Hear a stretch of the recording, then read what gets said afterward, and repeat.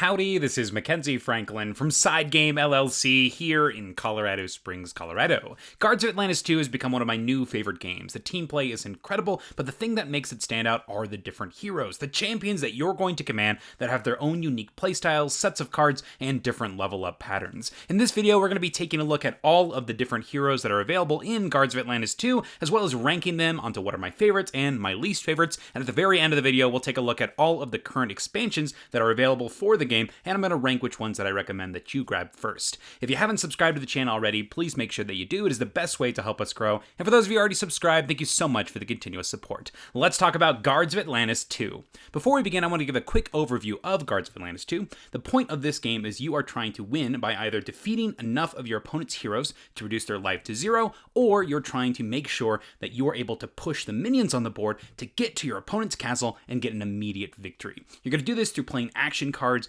Everybody will choose a card in their hand, put it face down, reveal it based on the initiative value that determines the order in which the different characters move, and then when it's your turn, it's up to you to make your decisions for your team, moving around the board, taking out these minions, using special abilities and skills, and putting yourself into position for victory. The communication is key here because you're able to communicate when you're deciding on your cards, but when it's actually your turn to resolve, it is up to you to look at the board, think about what different players can do and how you're going to position yourself. I love the collaboration, the communication, how it's open so both teams can think about what's being said, and how in sync you can be in order to make some amazing plays. So that's a quick overview of Guards of Atlantis II, but you've got so many different heroes to choose from, so let's go ahead and get into the list with number 22. These first 3 heroes that I'm going to talk about are actually in my bad tier. So these are heroes that I just don't want to come back to or play again. You'd have to really try to convince me, and maybe you will in the comments. Let me know what you think about these characters, if you've played them, and if I need to try a specific playstyle around them. So number 22 here is Ignatia the Mad. This is a character that is going to be controlling fire and lava,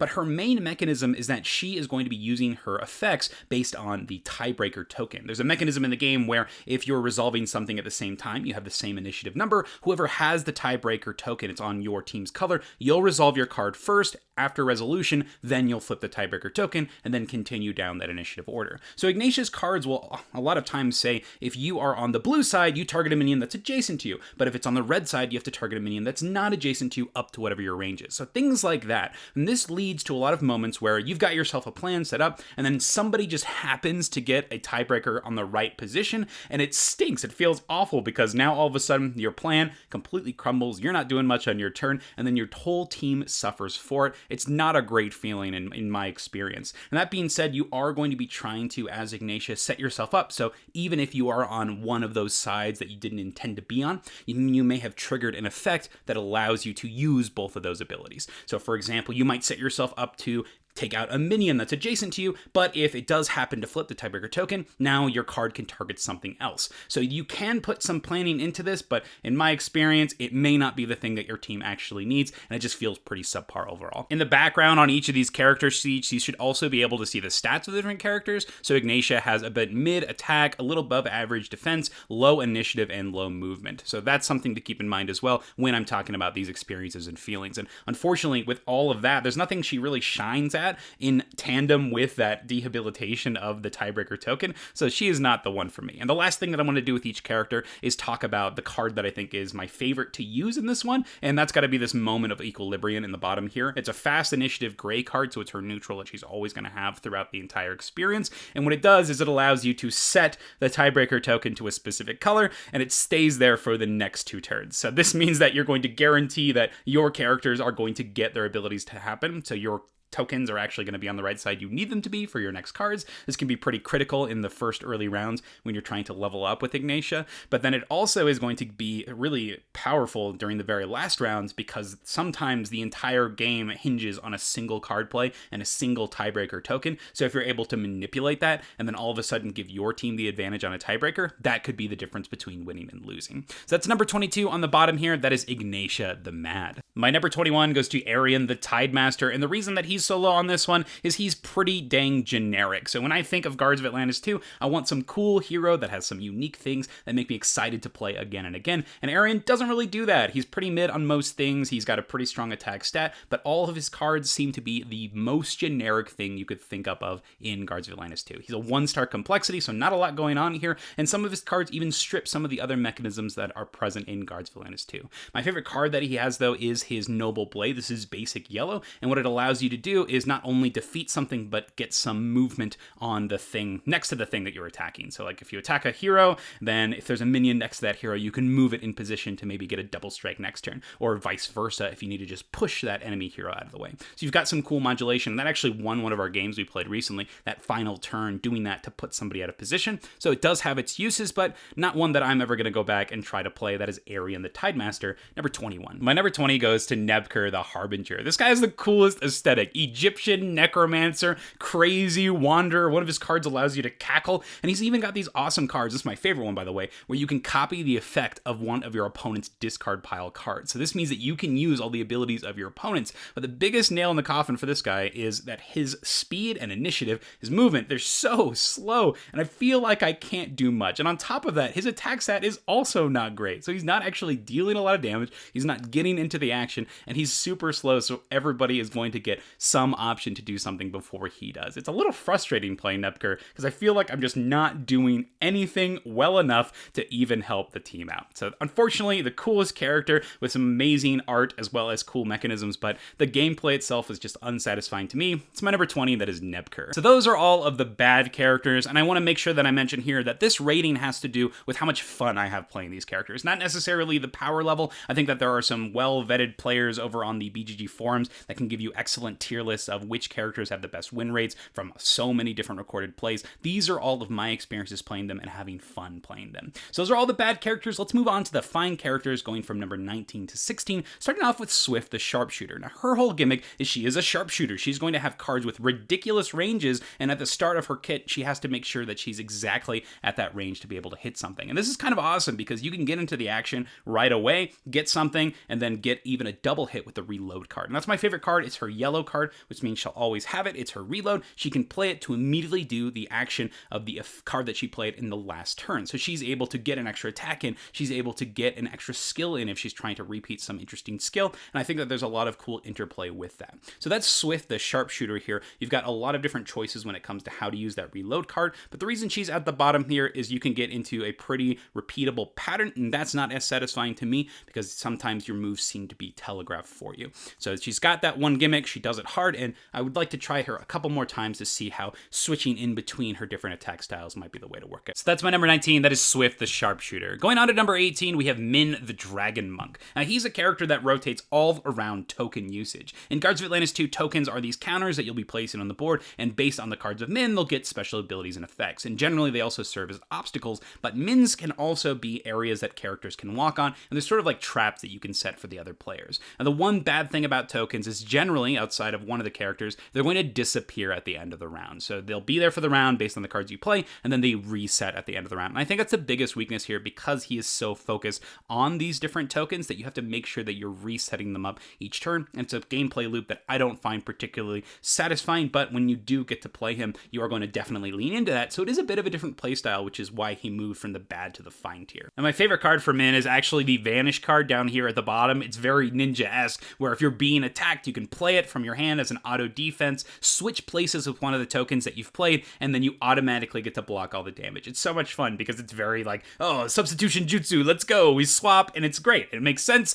but you do have to make sure that you set it up and actually use your early turns to put out these different tokens so your other cards can interplay with them. So that's my number 18, that is Min the Dragon Monk. And closing out the bottom of the fine list, we have Tali the Spirit Caller. She's an Arctic fox that focuses on freezing the enemies. It's a mechanism that she introduces with her cards where she can temporarily make her opponents discard cards for a round. This is great because it can have all of your other team focusing on a single hero as you strip them of their cards, making it really easy to kill them and getting some loot for the entire party. Definitely leaning into the assist value of taking out enemy heroes. But I think that when you play this character, your whole team sort of has to be all in on that, working together to take out enemy heroes instead of worrying about the minions, which means that you're revolving your entire playstyle around this one character. Otherwise, Tali just isn't that great at finishing off these heroes herself. So if you're playing with Tali, your team needs to be all in on it, but otherwise, not that great. Now, my favorite part about her, though, is she has a gray card that's pretty dang fast, and when you play it, your teammates will actually say a specific color, and based on where that card is with that color, you either return it back to your hand from your discard pile, or if it's in your hand, you can play it as an action right then and there, so you get to speed up some of your other cards, and I love that in this game, because you're able to modulate your initiative values, and I think that makes for some fun interplay. So that is number 17, that is Tali the Spirit Color. So those are all the fine characters. Now we get into the good characters. These are characters that I will actually choose to play, because I have a great time playing them, but they're not necessarily as incredible as the great or the best tier characters. So first off, we have Brogan the Destroyer. He is a all-in barbarian. He's got these charge cards that let him get some extra movement when he attacks to make up for his poor movement skills actually printed on his cards. This is really powerful in the first couple of turns of the game because he's able to set up pretty dang quickly, getting 2 efficient minion kills in that initial setup, and then getting into his level ups pretty quick, where you can then switch some of his movement cards for long range or build up on supporting the rest of the team, either protecting minions or just getting big defenses and serving as sort of a barrier for everybody else. So Brogan is pretty straightforward in the playstyle. He's a level 1 hero after all, but I think that he's actually an awesome character because of the amount of choice that it gives players. This is a great teaching tool as well. I like letting new players try Brogan, and this helps them understand the unique action cards of the different characters and how the limits and restrictions work, because to resolve special abilities of any kind and attacks, you got to make sure you do all the text on the cards. So when you see something that says move to, then attack, you got to be able to move to actually attack. So I think it's a great teaching tool for that purpose. My favorite card for Brogan is actually the Shield card. It's a passive green ability, so it's pretty slow, but if you put it up in that first turn of each round, you put out this field of protection around all of the minions that Brogan is next to. If a minion would be killed while next to Brogan, Brogan can instead discard a card in his hand to prevent the minion from being killed. This is awesome because even if you aren't necessarily up in the action, Brogan can still serve some utility function to make sure that your minions are actually winning the battle and keeping all of them alive. I like the feeling of having this dual support role, and if the enemies want to focus on the minions, they might as well just focus on Brogan, but Brogan has a gigantic defense. As you can see here, the Savage Kick has 7 built-in defense, so you have this built-in protection to stop them from actually messing with you. So he's a great way to wall up different defensive positions, but also has those attacks that keep people on their toes because they are so predictable, which makes them always a threat. So there's Brogan, my number 16. My number 15 goes to Tiger Claw the Cut Purse, and this character is so much fun. It's a thief, so you're going to have this character that runs around the map, has ways to become invisible, super fast character, and even has ways that they can steal some money, getting some gold and level up denial in the early stages of the game, and then repositioning themselves. Also got this awesome dodge effect, so they have some auto block to everything, and then your cards include movement in them when you're attacking, so you have a lot of repositioning on the fly. And you're also fast enough to get away after you actually do stuff and interact with the enemies. So I think Tiger Claw is a really straightforward playstyle. This is another level 1 character, but I think he has some added flair to the whole thief archetype, and you can really lean into being this specific rogue character and getting those specific traits. Now, my favorite card is actually that defense card. I love the dodge. I love the concept of having something that you know that you're always going to be safe in case something goes wrong, and it's just a great feeling to know that you have one get out of jail free card with the dodge. So it's Tiger Claw the Cut Purse, a very simple one, but a great character. That's my number 15. My number 14 goes to Sabina the Gunslinger. This is a ranged focused character that has an affinity for minions. That's not just yours, but also the opponent's. The way she works is she gets bonuses based on the minions that she's next to, and as the game progresses, she'll be able to level up into my favorite card, Bullet Hell, which allows her to take out multiple instances of enemy minions, allowing you to push the lane super effectively. She also has a lot of cards that manipulate whose leadership or whose alliance the minions are on, so you can play cards that allow you to have friendly minions count their bonuses for you, but also you have ways to protect yourself if you're surrounding yourself by minions. So she's so focused on that pushing the lane and making sure that you're able to get your minions advancing, but she leans into the minions as also defense. So like Lead the Charge here is another amazing card where if she's just sitting next to a minion, she can immediately discard it and block all the damage from attack, which means your opponents have that choice of, oh my gosh, do I actually hit her and force that Lead the Charge, just another auto defense, sort of like we saw with Tiger Claw,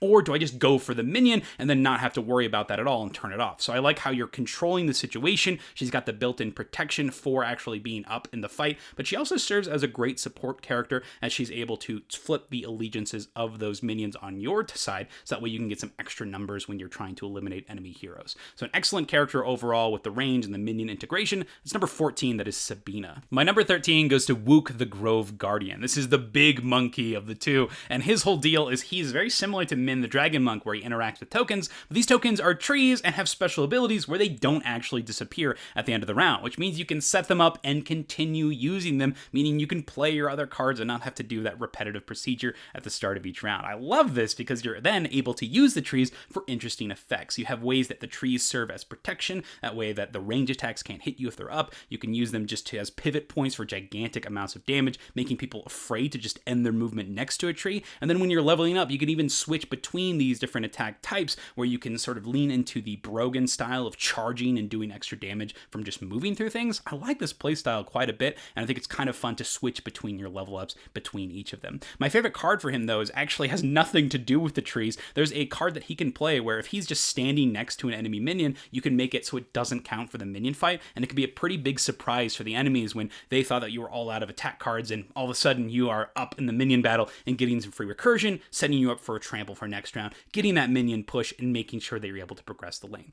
This is a little bit double-sided because that means that then the minions will be on an area, but you can now use your reset up card, your gray card, to reset up your trees when you get into that next fighting zone. So lots of different choices here with Wook, and I think he does tokens super well. That is Wook, the Grove Guardian, my number 13. My number 12 goes to Dodger the Warlock, and this character has one of the coolest features, Gold Denial, and not a lot of characters have access to this, and I think that Dodger does it extremely well. Whenever you play most of Dodger's cards, you'll have the option to kill one of your friendly minions within range. You don't get any bonuses or anything, but you stop your opponent from doing it too. If you see that they have a card that's going to take out a minion, just play that, use it, and then your opponent doesn't get extra gold. They're not leveling up, and you're controlling the progression of your enemy team. Love that concept, and in addition, Dodger's cards are also going to scale as the minions' battles increase, so the more minions that have been killed in the current battle area, the more powerful this card's character's abilities are going to be. For example, Darker Ritual might get some extra coins if he's around a bunch of these empty spawn points. He's getting power from the deceased characters, and that just means that as the battle's getting more intense in each of the areas, his powers are going to level up and scale. We'll see this with some other characters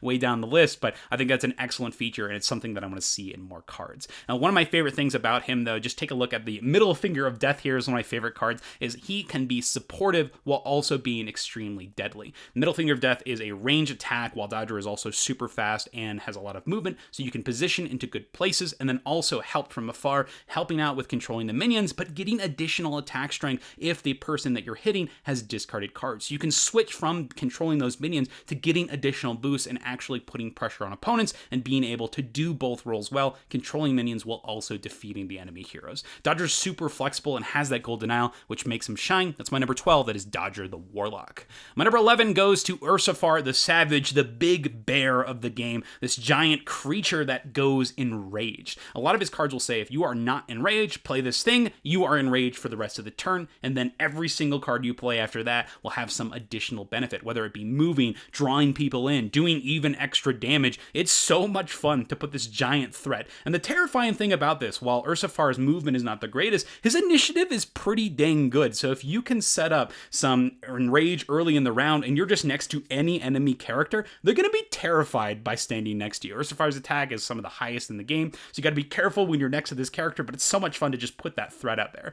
The gray can always make it so that he is an active threat, but I think that I don't have one favorite card here because each of them is a threat in their own unique way. Being able to bring people in, move, reposition, it's terrifying to be next to Ursifar, and I was so surprised that character with such low movement was so much fun, even with that required setup. It's just the threat, the mind games that this can pull up, and the absolute terror you feel on the other side when you're playing against Ursifar, as you want to be nowhere near this character. So it's my number 11, that is Ursifar the Savage. And closing out the good category, number 10 is Zargatha the Change. Now, Zargatha's whole deal is she's a Gorgon, but she also has some incredible retaliation built into her cards, making her red cards super flexible. Now, in Guards of Atlantis II, your red cards are pretty much your best cards. They have your best movement, your best defense, and usually your best attack. But Zargatha has this cool yellow card, it's my favorite one, where if she plays it, she's able to deal some damage, and then if she discards a card that round, and since it's super fast, you're generally going to be going before everybody else, but if she discards a card that round, she can use the ability on it if it's discarded, if it's an attack. And specifically, that means that if she discards her red card, she gets to use the attack right away. So it's kind of terrifying when players are setting up right next to you, ready to hit you, and then you decide to play Backlash, getting that setup and being able to retaliate, but then it puts pressure on the opponent because if they don't do anything, you just play your red card next turn and still get to use the effect. It's so scary playing against Zargatha, and it's pretty dang awesome playing as her. You also have some different branches that you can use to level up. For example, those red cards that you could get could either be close range or long range, so you can decide on how you want to approach that. And that means that you can even split your retaliation to somebody that didn't attack you, which is awesome. So he also has the Gorgon. She's leaned into that, where she's able to turn characters into stone. A lot of thematic flavor here, but unique interactions with the different retaliation system. I think Zargatha is a lot of fun, and I think one of the best characters that you can learn to play the game with, as she is just a 1-star complexity while still being a lot of fun, also being super thematic. That's my number 10. That is Zargatha the Change. So those are all the good characters. Now we move on to the great characters. These are characters that I'm always thrilled to play. They do something different that other characters in Guards of Atlantis 2 do not, but are also still fun, interesting, and exciting, and make great members of any team. Starting off with number 9, we have Wasp the War Maiden. She's actually my highest ranked 1-star complexity character, but she's so cool in what she does. She reminds me a lot of an anti-meta character if you were playing like a competitive card game or something, because she has so much control over the board, and you feel pretty amazing when you are the person that's responsible for controlling the landscape of the game.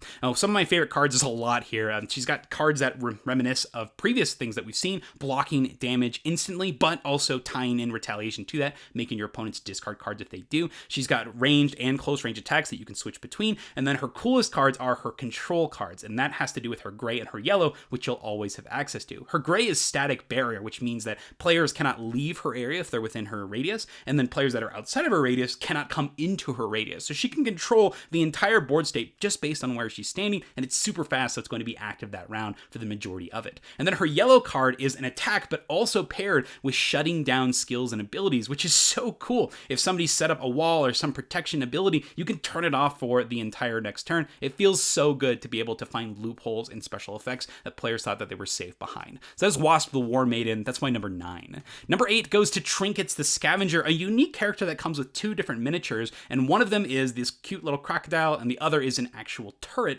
that you're going to be setting up over and over again as you maneuver around the board. Super fast, lots of movement, able to scurry around the board, and then plop this giant turret down that serves as this obstacle, but a gigantic threat as well. Most of your cards are going to have pretty dang good range, but they have to be in range of trinkets as well as the turret. So whenever you're setting up, you're thinking about where the best position for the turret will be, giving you this amazing hitbox that's going to be something that all enemies are terrified to be in, but because of your positioning and the flexibility of it, you're going to be putting it in a place where you can reach a bunch of enemy minions as well. This is great for minion battles, enemy attacks. You're going to be setting up these extra defense cards as well. And my favorite part is just, honestly, a lot of his cards are multi-use in the way that they function, and that's got to be the coolest thing, because you have so many different choices with each card, making Trinkets a dynamic character and super fun to play with as well. Threatening, interesting, super cute, but also has lots of control and options. Trinkets the Scavenger, that's my number 8. My number 7 goes to Bane the Bounty Hunter, and it's exactly what it sounds like. Bane's yellow card is going to allow him to mark an enemy with a bounty token, in addition to making someone discard a card or defeating a minion, which leans into the playstyle of what that bounty token does. Yes, it disappears at the end of the round, but that round, if you're defeated with a bounty token, you lose an extra life for your team, which makes you a high priority target.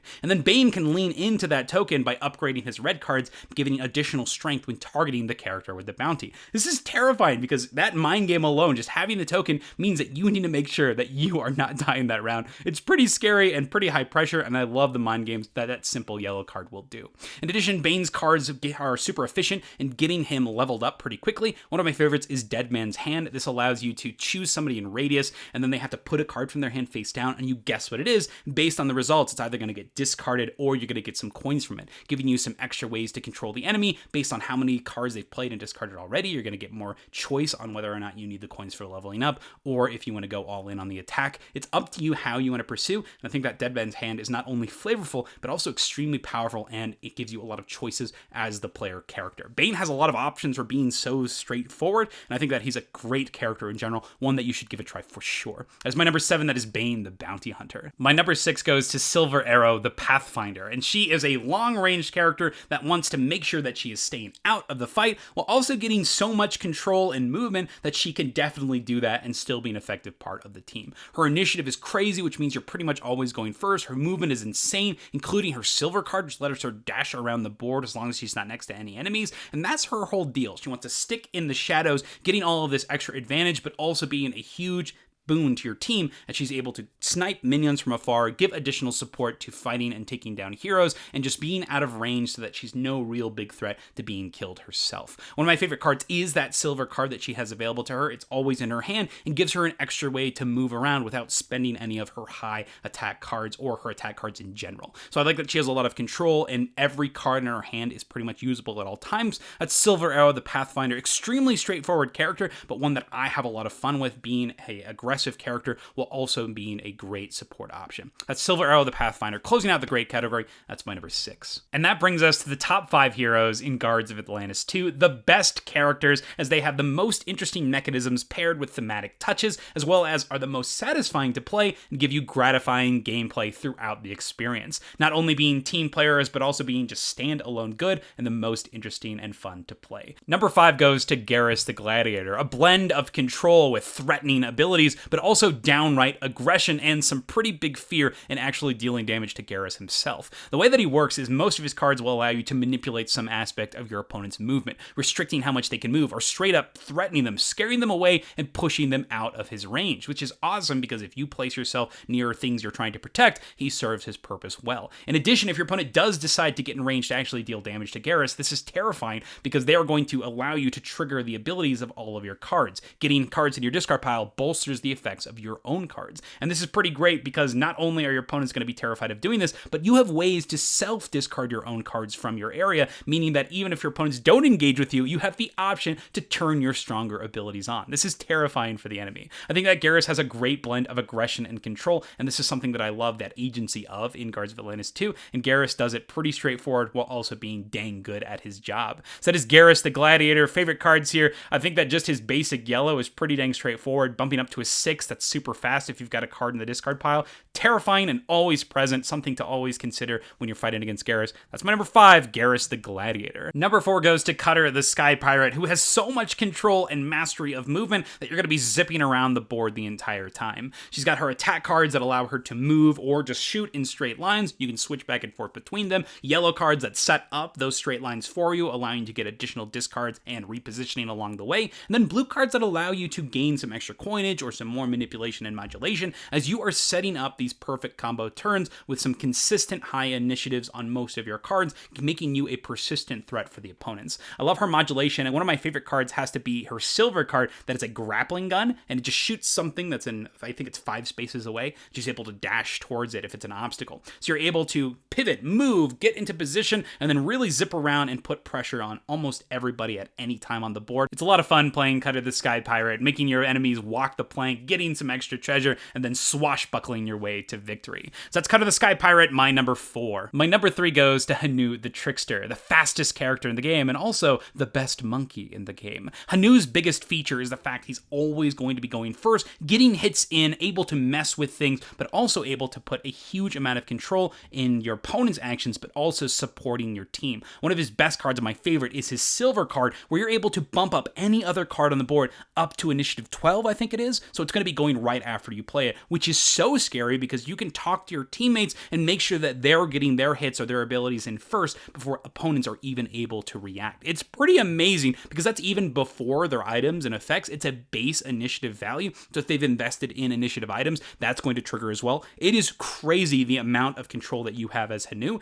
and that means that you're going to be getting a lot of your abilities off, able to make impacts on the board. He also has this great cooperation work where you're able to get extra hits on heroes that are adjacent to enemies, or you're able to just deal out damage to different minions. So always positioning yourself and making an impact on the board while also leaning into the teamwork and cooperation of bumping up the abilities of your teammate. And one last thing before we move on to it, we haven't really talked about the level 4 cards for the different characters, but if you make it to the entire top of your level up track, you unlock some super special ability, and Hanu's is a passive effect that says when you play that card that lets you change initiative, you also get to control the action of that character. What on earth? So you can use it on opponents and basically do exactly what you want with their movement. It's absurd. So Hanu the Trickster, a ridiculous character, so much fun. That's my number 3. My number 2 goes to Misa the Samurai, and let's just look at her stat line. Super high initiative, movement, defense, attack, and one of the most interesting characters in the entire game as she completely completely removes the different restrictions that the other characters have on their cards.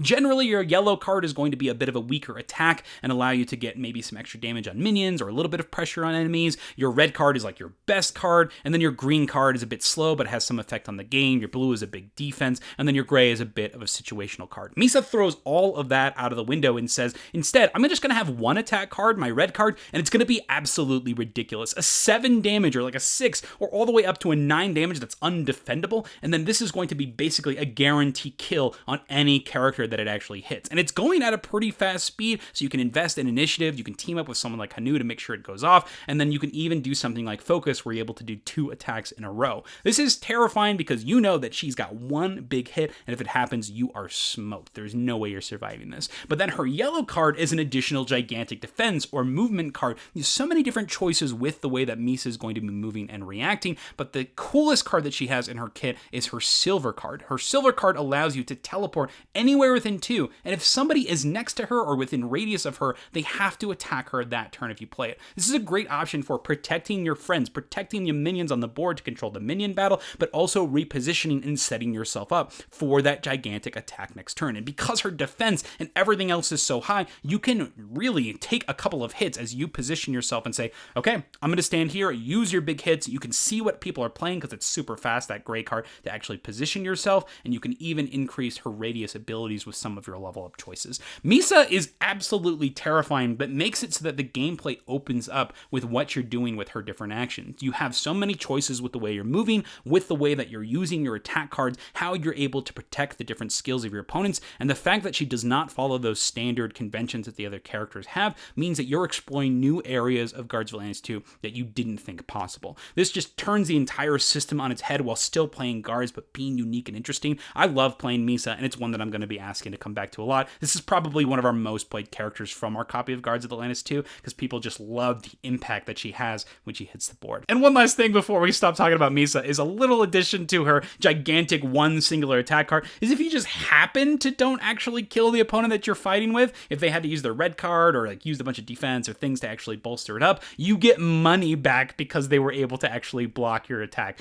So you're still getting something even if you miss. It is crazy. So that's Misa the Samurai, amazing character. That's my number 2. And my number 1 goes to Whisper the Outcast. A big surprise to me, but absolutely the character I have the most fun playing with. Whisper the Outcast is very similar to Dodger the Warlock, as he's going to be getting special abilities based on the number of empty enemy spawn points that are around. But you can force these enemy spawn points to be empty by using cards like Cause Fear, where you're able to draw a bunch of the characters in a specific direction. So not only are you able to level up with the flow of the different battle zones, but you're able to force that level up by using your manipulation and modulation, while also bringing enemies into positions where all of your buddies can get extra hits in, getting level ups, and increasing your team's overall power. I also love that you can level up into different choices, giving your opponents ways that they have to make hard choices, making themselves get discards or giving you extra minion kills. And then Whisper's movement is similarly tied to someone like Brogan, where they're able to get extra movement when they're playing their attack cards, and that means that they're going to be repositioning on the action, giving you some surprise adjacency, making you a threat pretty much no matter where you're standing. Whisper's control is so much fun to command, as you get to control the pace of the entire experience and level up in a variety of different ways throughout the entire game, not just with those coins, but also with your turn-by-turn actions. And that's Whisper the Outcast, the best hero in Guards of Atlantis II. And that's it. Those are all of the heroes in Guards of Atlantis II ranked based on how much fun and how much enjoyment I'm getting from playing them. Let's quickly talk about my expansion order and which ones that I think you should get based on the heroes that are provided in them. Starting off in the bottom, we have the Renowned Hero Pack. This is going to have the different monkeys. You'll have Wook as well as Hanu, and then you also have Min, the Dragon Monk here, Ignatia, the Mad, and then lastly, Swift, the Sharpshooter. So unfortunately, 2 of my more bottom characters, with Ignatia being the absolute worst, so I had to put this on the bottom because only Hanu is in that top 5 here in this pack as well. I do think that the monkeys are a lot of fun, and I think that Min's playstyle is going to be something that you find thematic and interesting as well. So I do recommend you get all of the expansions, guys. I do think they each have characters that are just a blast, and Guards of Atlantis 2's characters are just amazing in general, with only 3 being ones I don't really like that much. But overall, I think that it's a great expansion, but this is definitely the one on the bottom. This is the Renowned Hero Pack. Going with the expansion I think you should buy second, this is the Defiant Hero Pack. This is going to have a lot of my top contenders in here, starting with Garrus the Gladiator, who we talked about with that control manipulation, but also another bottom tier character with Nebkur the Harbinger. But then we go back up to Cutter the Sky Captain, Trinkets with his awesome turret, and then lastly, Bane the Bounty Hunter. So I think there's a lot to love in this pack, a lot of high tier characters for me, with some great thematics and new unique playstyles with Trinkets and Bane, as well as Cutter and Garrus. So the only real dud in here is Nebkor, unfortunately, but overall, the Defiant Hero Pack is extremely solid. And then lastly, the best expansion, last one here, is Devoted Hero Pack. This is the one that I think you should grab first, as it has the two best characters, with Misa the Samurai, that unique playstyle, Silver Arrow the Pathfinder, just an extremely solid hero, Ursifar with that enraged mechanism, Tali the Spirit Caller being the weakest, but still not being in the bad tier, and then lastly, the best character, Whisper the Outcast, getting all of that progressive stat increase and movement and modulation during the actual game. Amazing character, that is Whisper the Outcast. So this is the best expansion for you. This is the Devoted Hero Pack. And that's it. That's the video. If you have any questions about anything that I talked about here, let me know down in the comments below. What are your favorite heroes in Guards of Atlantis 2? Is this one that you're excited to play? I know they're doing a new reprint of this very soon, so you can get your hands on a copy of the game, but I recommend this one strongly. One of my favorite team games up there. 10 out of 10 for me. I love the team play, love the heroes, and you got to give yourself Whisper, Misa, Hanu, Cutter, and Garrus a try when you do eventually get a chance to play. So that's it. Those are the best characters in Guards of Atlantis 2. Thank you so much for watching. SideGame Strong.